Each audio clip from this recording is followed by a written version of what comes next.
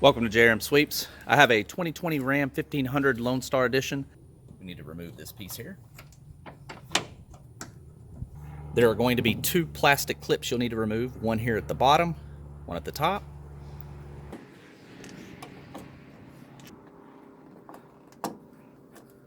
We'll need to remove this guy here, one at the bottom.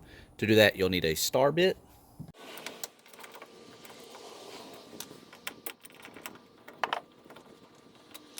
Go ahead and remove the tail light.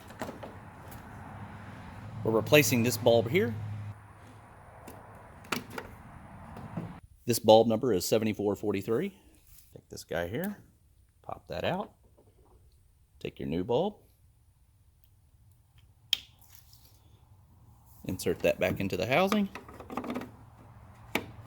When you go to install the light, there's going to be a piece here, one here. You can see there's two little rubber grommets. You want to make sure that the light mounts into those hole locations.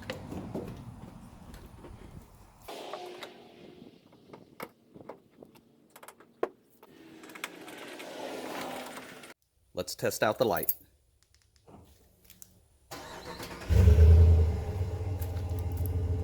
Everything's good to go. Thanks for watching.